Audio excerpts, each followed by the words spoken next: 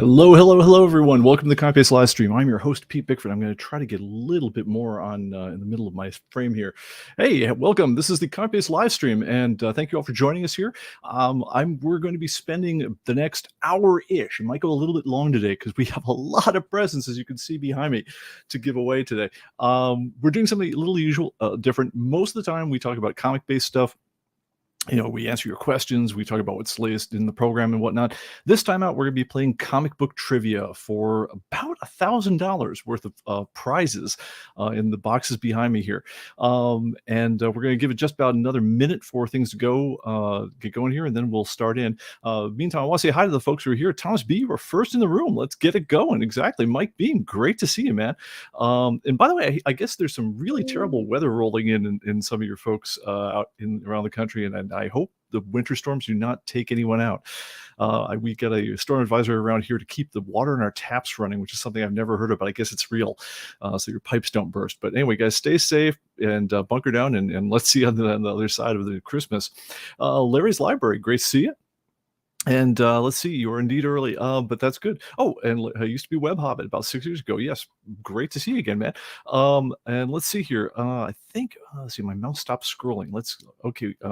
Film Snobbery, new to me, but let's glad to have you in here. Where are you calling from? Let me know in the chat. And an early Christmas present, an autographed first present X-Men God Loves Man Kills. That is totally cool. That was a really good graphic novel. It's one of the first really good contemporary graphic novels, I thought. So that's neat. And anyway, by the way, if you guys have anything particular you need to address to me during this show, please refer it to @ComicBase TV, and it gives me a chance at least of catching it as we go. And let's see here. Oro, great to see you here. Oh man, blizzardy heading east out in Minneapolis. Yeah, when Minneapolis gets cold, there's nothing else like it. And Jeff Schultz, from Minneapolis, you're heading up to Minneapolis as well. Dang, or your friend is. All right, man. Wow, a lot of talk before. Robbie Weinberg, great to see you. Greg C. And Edwin Billett, great, man. We got a good crowd here today. Jet City Comics, Mark D, Caitlin Granby, hey, welcome to the show. And all right, so are we almost caught up? No, there's so many people in here. Scruffy, welcome. Andre, great to see you again. Thomas B. And Terry Schussler, hey, man. Tim Kilbreth, it's a lot of new folks here. Lura, I don't know how to say your name, but great to see you. And all right, man. Oh, a new visitor from Nova is in Nova Scotia, I'm assuming. Greg Hecht, our moderator, is out here. He's actually out in front of the camera today. He's not on the inside chat here, but hopefully we won't get too slammed with bots and whatnot during the show. And Mark D with a C. Hey, everyone. All right, guys. Well, let's get to it. The rules are fairly simple. There aren't too many of them, but I was thinking about how do we make this fun and at the same time not make it too. Yeah, I mean, we don't have like the thing I'd love to have, which is like a really cool like buzz-in factor where like you can examine the first thing. What I'm going to do is I'm going to ask 13 trivia questions because there's 13 giant boxes behind me, and unfortunately I don't have a prize cam that can let you see the full wonderment of everything behind there. I'll try to get out of the way of the whole thing, but yeah, we got a lot of stuff going on here. Some prizes, just like the Smiths would say, some prizes like some girls are bigger than others. We are saving the largest boxes for the end. And as you can probably guess, a great many of these are comic-related things. Basically, the boxes, if they appear to be similar in size, is because I kind of pre-packed them for shipping, and I took as many things as I could fit into a normal-size shipping box, and I unpack them again, wrap them, and then they will go into the shipping boxes, as we go. We have Carolyn, the support elf, is going to be helping us on the back end here, taking note of who won what. What she's going to be doing is reaching out to folks. What I'd like to do is I'd like to give her address here, which is cjbickford@human-computing.com. Once again, that's cjbickford@human-computing.com. Please, everyone, write that one down. You will need it once again. So cjbickford@human-computing.com. And what'll happen is, because right now I only see everyone's screen names on YouTube, but we're going to need to mail you things if you win. So what you want to do if you win is send a note to cjbickford@human-computing.com and let her know that, hey, I won, and here's my shipping address, and this was my screen name during the show. And she will hook you up with a physical package sent your way, which we'll hope to get out tomorrow. They will not get to you before Christmas time, but we will get them out as soon as we possibly can. All right, so that is the basics of how we're going to do this one. Basically, we're going to ask some questions. The first answer in the chat wins. I will be the one and only person who says whether something is a correct answer or not. Honestly, I'm going to try to give you guys the benefit of doubt whenever possible. But we can rules lawyer things as we are wont to do. We can rules lawyer things after the end of the show if we want. But we're just gonna do that. And let's see here. But the other thing is that we have a bag limit on this particular Christmas hunt. So in other words, if we call, I'm going to introduce a prize, and I say, all right, we're playing for this, My Little Pony dress thing with the red ribbon, and whoever buzzes in with the right answer on this one is going to get that one. But once you've won 3, you're out. You're done. All right. So if you are the kind of person who knows comic trivia like the back of your hand, if you're like Stan Lee's best buddy during life, go ahead and win those first 2, but think very, very carefully before you jump on the third one. Like I say, we are giving at least the bigger boxes away at the end of the show. So if you might want to risk your luck and hold off with your answer on the very last one, because once you bagged your third one, you're done. All right. Has everyone got that? I hope so. And I think we will take it. All right. Oh, and Bickford, BICK, and then forward like the car. And at human-computing.com, not Gmail. There's a P Bickford 1 at Gmail, but don't do it. But anyway, that's me. The one you want to send it to one last time is CJ Bickford, B like B like boy, ICK, forward like the car, at human-computing.com. And that is the person who's going to make sure that you get your prizes.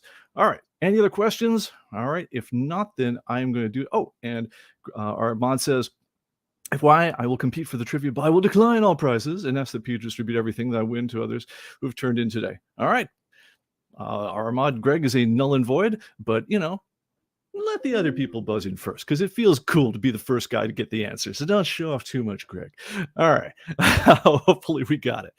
All right. And by the way, drink check, everyone. This is the one time during the year that I'm actually going to break my rule, and which is basically no drinking before 5, which you guys have dealt with servers and things like that, and that has not been an easy thing to do some days. But yes, the drink for the day. This is a sugar cookie martini.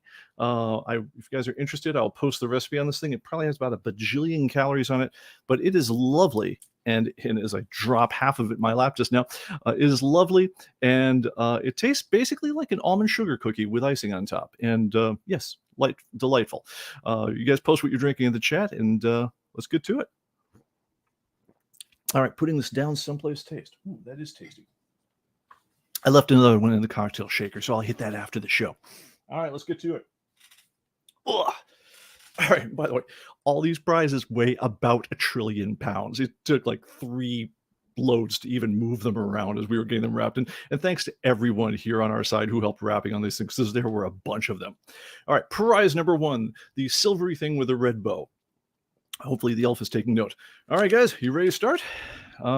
Let's see here. It is awesome to see Pete participating in drink roll call. Yes, for once. Thank you. All right, let's get to it, guys. All right. We posted a poll before the show, which was, what did you guys want to have the most questions on? And I tried to honor that as much as is possible while still coming up with coherent trivia questions. So let's get to it. First question is, and this is the house that Stan built, which hopefully you guys all got the reference. All right. Noted for his work as a writer and artist of the Rawhide Kid, Larry Lieber is the kid brother of which famous writer? All right, I'll read it again as we wait for the chat. Noted for his work as a writer and artist for the character the Rawhide Kid, Larry Lieber is the kid brother of which famous writer? And yes, of course, the mod comment bells in already. All right, and then right behind him, Stanley. Yes, and let's go ahead to the. Go ahead over to the video guy over here, and we can show this.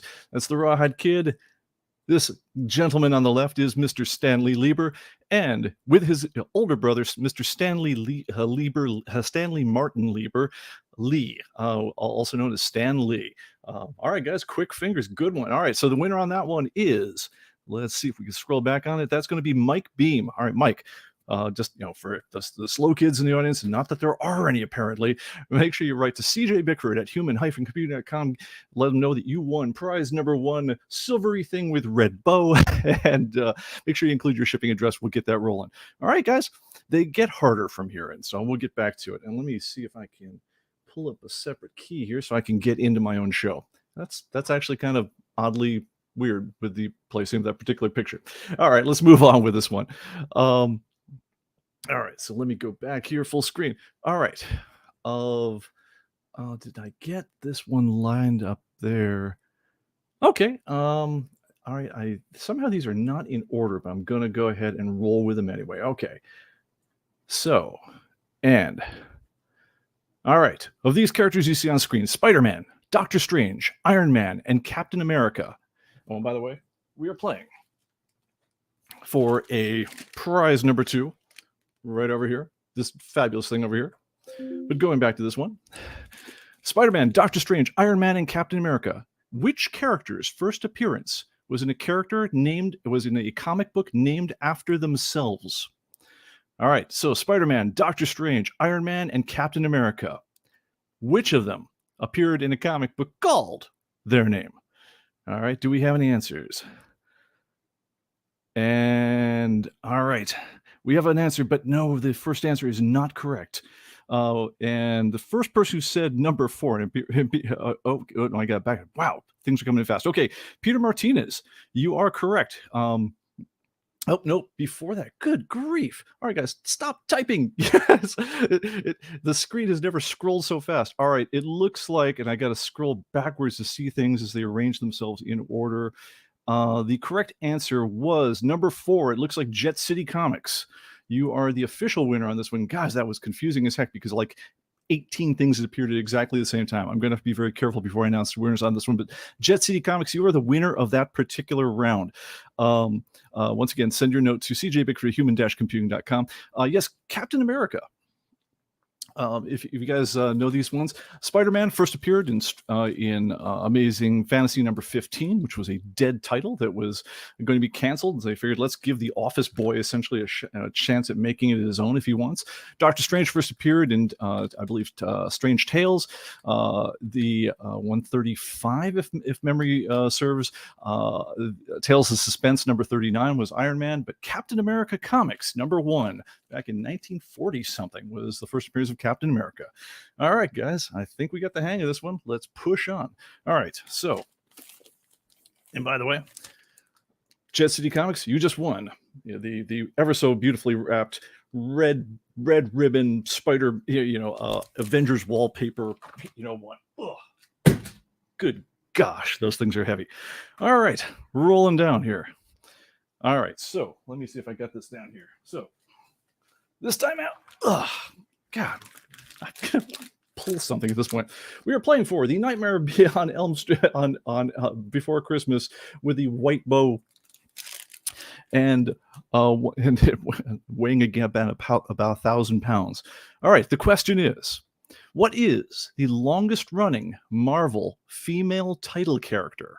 So the comic book is named after this character. It is the longest running one Marvel has ever done. Who is it? All right, let's see here.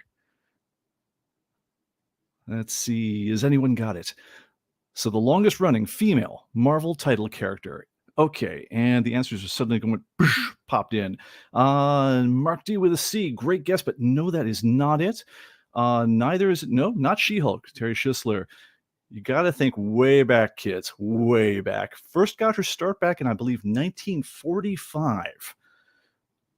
Way back. Ooh, Richard Scott is on the right track, but still not quite. Remember, it's got to be a title character. You were very close. There was it Patsy and Hetty was a teen comic. Captain Marvel, not even. No, that's not, especially not the Brie Larson one. Not Black Widow, not Spider-Girl. Boom! Gregory Heck gets it with Millie the Model. All right, but has anyone else? Oh, looks like the next person with the whole thing, Mike Beam. All right, because Greg is deferring prizes on this one. Mike, you are the winner. All right, Millie the Model is indeed the correct answer. It ran for about 30 years, from 1945 to 1975. The first titular Marvel character. Matter of fact, when Stan Lee took over as, when Timely Comics became Marvel Comics, he was bemoaning about the only things he had, to work with were like Fin Fang Foom and Millie the Model. He had no superheroes, he had nothing at all, and he had to go and recreate everything basically. All right, so that was the World According to Stan. I'm going to put this down gently. I'm going to try not to thump it on the ground like the last time. Sorry about this. Give me a moment. Ugh. And while we're doing this, time for a very careful drink here, because I've been talking. All right, now, as I'm figuring out my desktop optimization as I go here, if I could do my drinking left-handed on this one, I would not need to maneuver the drink around the mic stand, therefore dumping everything in my lap. I think that's going to be the win. All right. Are we ready to go on to the next one? Holy cow, a lot of folks here. All right. Oh, a Dazzler show would do very well. Gosh, interesting question. All right. All right, the next one out. We are playing for. Well, let's do this one. All right, another Nightmare Before Elm Street. This one with the black ribbon. All right, and again, weighing about 1,000 pounds. All right, this longtime Hulk antagonist, let's see, shares a name with a Macintosh peripheral interface. Who is it? A longtime Hulk antagonist, I believe in Hulk #1, in the first issue. Hulk antagonist shares a name with a Macintosh peripheral interface. So Mac guys and Hulk guys are going to get this one. and we have the leader. No, not the leader. It is actually the name of something you would plug into the back of your Mac. Firewire is a great guess, but no, not this one. Let's see. Any other guesses on this one? Let's see if I will give a hint on the.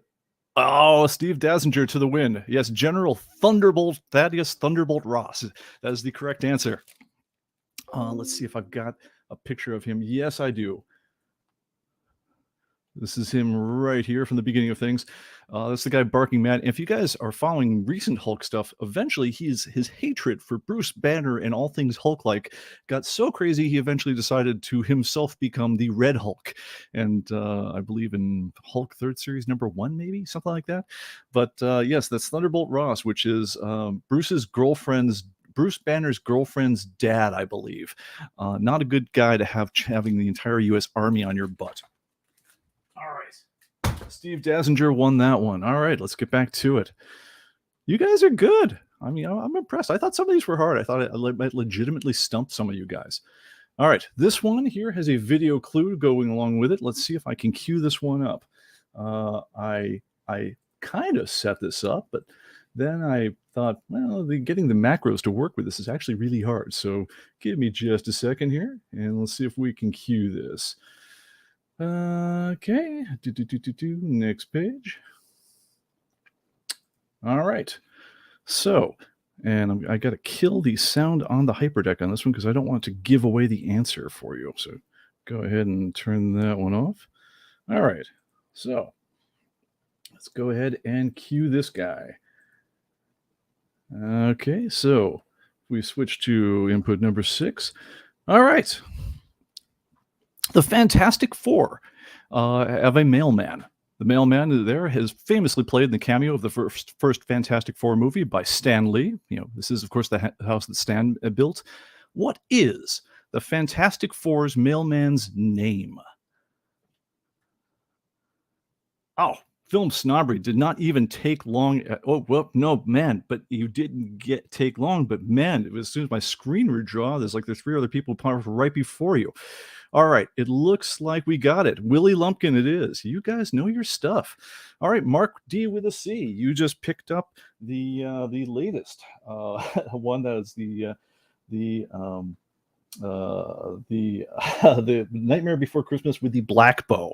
That's how we're gonna have to memorize these ones. Mark D with a C. Make sure you again, all you winners, make sure you send your notes to CJ Bickford at human-computing.com. She's going to need to know your screen name during the chat, and she's going to need to know your real name and shipping address. So make sure you email it to her. All right, guys. All right, and we have one more completely Marvel one to go, and then I'm going to move a little bit into some of the other ones around the wide world of comics. So if you guys have some different knowledge, maybe that if you're not just incredible Marvel stands, maybe the other guys will have a shot. But we'll see. You guys are tough. All right, let's go back to my media pool on this one, and let's see here. And yes, I actually. Sorry, I went to all the trouble of coming up with a slate graphic for the Wild World of Comics, and so, gosh darn it, I'm going to show it to you. All right. In America. Oh, and by the way, on this one, we were playing for the superhero one with the white bow. Just imagine, I'm talking about another incredibly heavy package full of comic goodness. All right. In America, Dennis the Menace is an adorable kid. Good guy. He just happens to cause his neighbor, Mr. Wilson, to pull out what little of his hair he has. However, in Britain, Dennis the Menace, same character's name, is an absolute juvenile delinquent. He runs around with a dog named Gnasher, and he causes mayhem through everything he touches. I mean, the guy's a really bad guy. Of course, he's beloved by kids everywhere in Britain. Anyway, in what long-running British comic does Dennis the Menace, the evil one, regularly appear? As I scroll down here. Okay, has anyone got it? Dennis the Menace.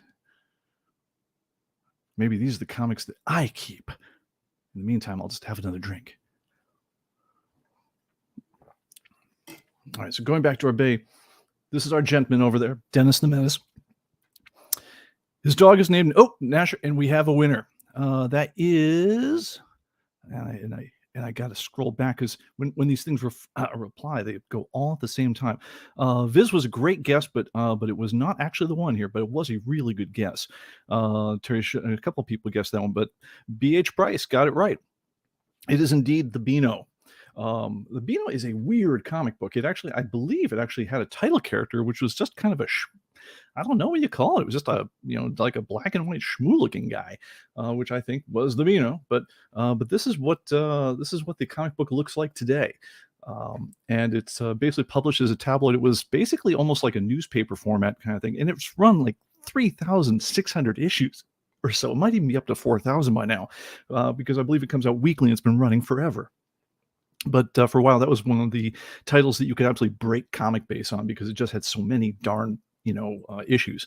All right, all right, I think we got that one. But anyway, congrats to you. You guys know your British comic books. Good, because it's going to come up again. All right, let's go back to the main chat here because I just switched over to the private because I want to make sure that I'm on top of everything that is coming in. All right, okay. All right, this one, I'm going to say this is probably going to be a little bit on the challenging side. Let's give it a shot. All right, Sailor Moon and Peach Girl are examples of female-oriented comic books from Japan. So as we all know, comic books from Japan are what you refer to as manga. If they're animated, you call them anime. But what is the Japanese name for the sorts of comics that are oriented towards females, particularly young girls in Japan? Has anyone got it? Oh, okay, I'm going to take it. Laura's got it. And honestly, because the spelling is kind of weird. Yeah, it's shoujo. I'm not sure if it has the U, at least in American spelling, but Laura Ann Palhala has it exactly down right. Yes, shoujo manga is what you call that one. And of course, there's all sorts of other manga, which something I'm not even going to get into on a family-friendly show. But yeah, shoujo manga is manga that's particularly geared towards girls. One thing that's really neat about manga, as opposed to American comics these days, is that you have manga about golf. You have manga about cooking. You have a lot of manga about cooking. You have manga about every conceivable topic. It's not just superheroes and a few other genres like America is very much the mass of the market tends to go towards very, very widespread in terms of the interest groups, and so there's something that appeals to everyone. And honestly, they're kind of eating our lunch these days in terms of the weekly comic sales. So anyway, yeah, shoujo manga. There you are. All right, good going, guys. All right, let me see. Next up. All right, and yes, I have a graphic for this one. All right. Going back towards Europe now. Heavy Metal, American magazine Heavy Metal, originally known under what name in France? And you get extra cool points if you can, name the German version of it as well, because the German version is just an awesome name. All right, heavy metal. I believe it started around 77 in America, but I believe it started around 74 in France. Okay, and we have a winner. All right, wow, you got more people know this than I would have thought. Greg, of course, our mod, who's just in it as an exhibition meet right now, is showing off right now. Metal Herland, but Chris Prasal gets the prize on this one. The prize on this one I neglected to mention ahead of time. This one is the giant box with the superheroes and the white ribbon on top. All right, let me lay this one out. Okay, good job. And by the way, if you guys know the German one, it's awesome. It's Schwermetall, which is the best name ever. So if you have any metalhead friends of yours, just say that you're really into Schwermetall, and they will think you're cool. All right, moving on. And yes, by the way, and here is what Metal Herland looks like. Okay, yes, it's crazy, but what are you going to do? All right, so going back here. All right, so the characters, and you know them, you love them. They were the Law, Judge Dredd, Rogue Trooper, the ABC Warriors, and Tharg's Future Shocks, variously written by Alan Moore, Garth Ennis, and others, were regular features of what British weekly comic book? Judge Dredd, Rogue Trooper, the ABC Warriors, Tharg's Future Shocks, and about a trillion other features, because this thing runs weekly. It's run, it's pushing 1,500-1,600 issues at this point, so they have lots of room for new things.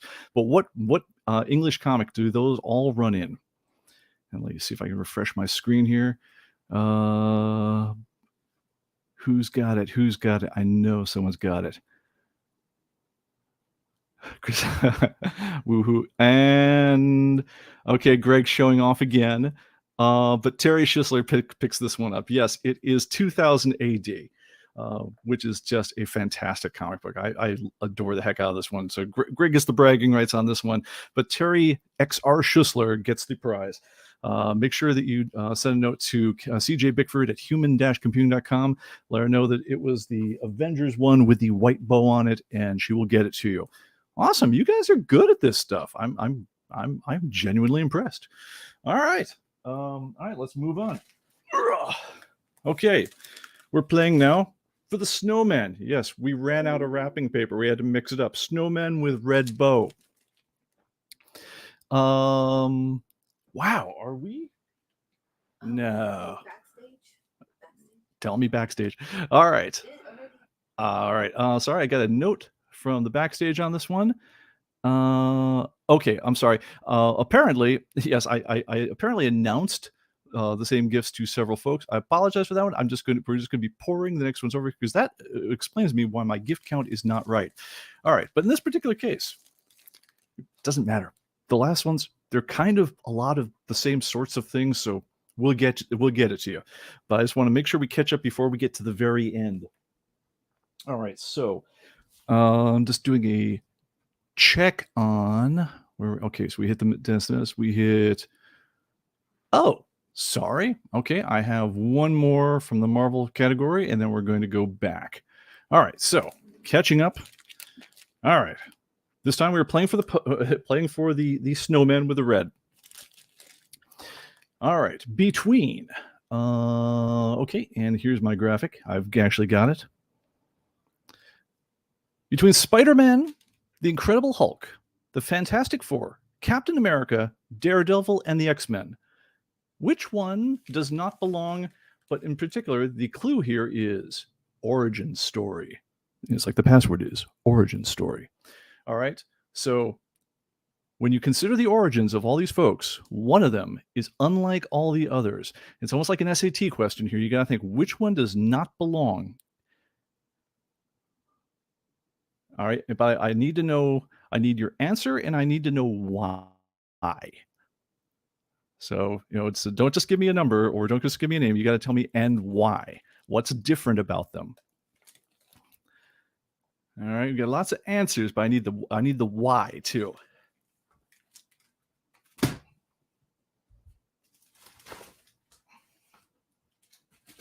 All right, who's got it?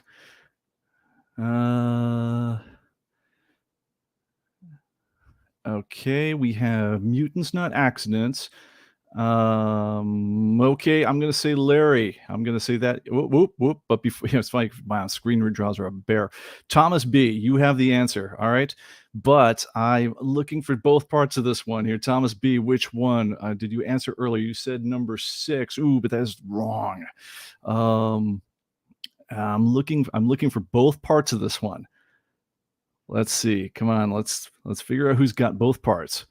We got born with power mutants, no accidents. It's not about accidents particular. It is about. All right, that is the one I'm looking for. Larry's Library wins this one. Yes, it is number 4. Captain America is the only one who does not owe his origin to radiation. All right. So we weren't looking so much about born, they're not born this way. We're saying what gave them their powers. And the answer on all of these other ones was radiation in one form or another. Spider-Man, obviously, bitten by a radioactive spider.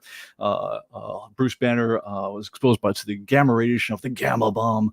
The Fantastic Four passed through cosmic rays, during their space flight, which of course gives everyone who passes through cosmic rays superpowers, which is why all our astronauts are superheroes now. Daredevil it was like a radioactive truck accident or something, spilled radioactive waste on him, and the X-Men were various types of radiation-borne mutations.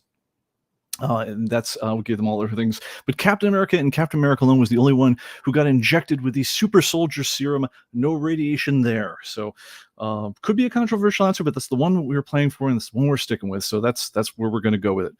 All right, we're getting down to the end here, and I got to make sure that I catch up on things. And because we're getting in. All right, we have 3 questions left. And so I want to make sure I clear the decks down, and because I want people to be able to be specific about the prizes they want. So I'm going to get rid of the ones that are sort of like each other.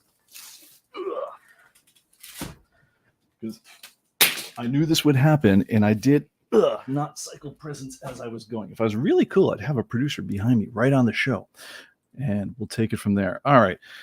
And we're down to, all right, I'm going to say the 3 that are of interest that we're playing for now. All right, I'll show them to you now. Silvery with green bow. My Little Pony, a little lighter, red bow. And sweet baby Jesus, heavy as hell, thick, green bow, and larger than the others. All right.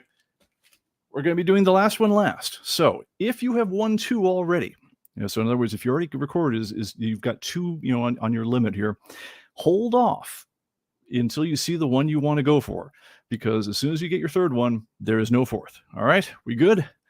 All right. Greg says you play my plane ticket on there. Man, that'd be fun sometime. It's let's see how the holiday sale comes out, and we'll see if we can talk about that. By the way, and as we pause for drinks here in a break here, this is the commercial thing where I say, if you guys have not renewed your ComicBase subscriptions yet, absolutely check out the holiday sale. This is it's our biggest sale of the year, and it's the last one we're going to have for quite a while. So do check that one out. Especially, I try. My job is to sell things, obviously, but I try in general, when people call me up for recommendations on things, I try not to oversell things. And I really try to meet, your needs with things. I'm not going to tell you, get our uber duper archive edition if you got a kid who's just bought his first 3 comic books. I mean, it'd be great for us, but it'd be lousy for you, so don't do it. But I will say there is a feature of the sale that we have going on right now. It's, first of all, if you're interested in the archive edition at all, it's the time to grab it because it's marked down so dramatically. It's the one where we really try to incent you to get the, really the best stuff we've got. And one thing that's kind of a quirk of the sale is that even if you have a pro, it's actually cheaper to have a pro and upgrade it to the archive during the sale than it is to just buy the archive. But I would say if you have one of the lower editions of ComicBase, like the Express or the Pro and things like that, have a real look at the archive during the sale, because just the ability to have the photo reference of it's at this point we're just under 900,000 images, and being able to pull up those cover images as you're going print them on labels, reports, things like that.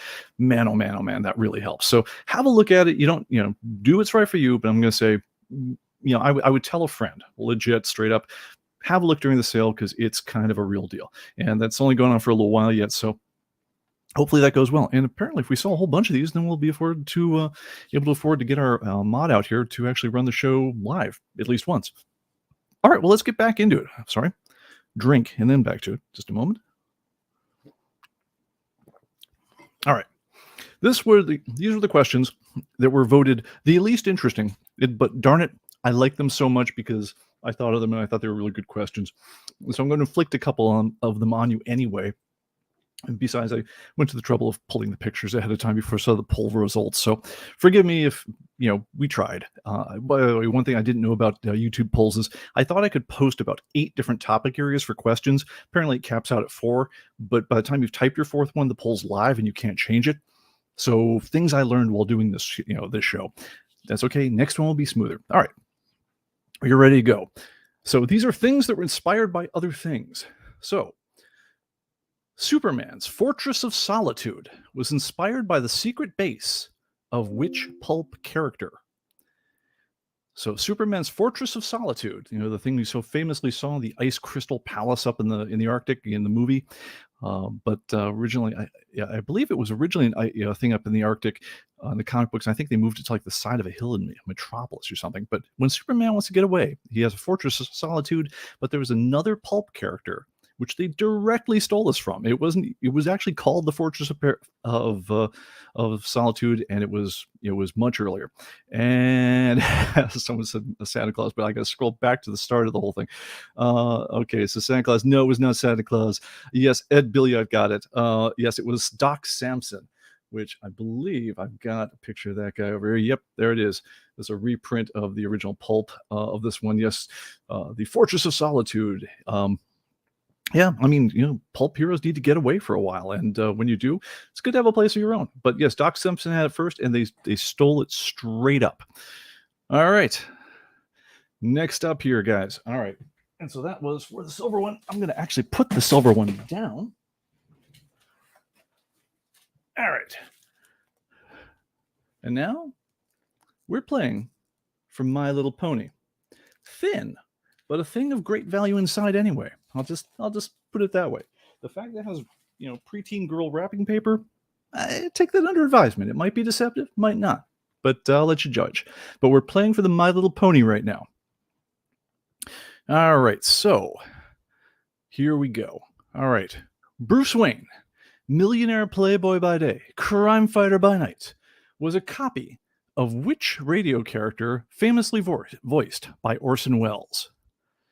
All right, so Bruce Wayne, the millionaire playboy by day, crime fighter by night, inspired by another pulp character, actually a radio character, voiced by Orson Welles. Who's got it?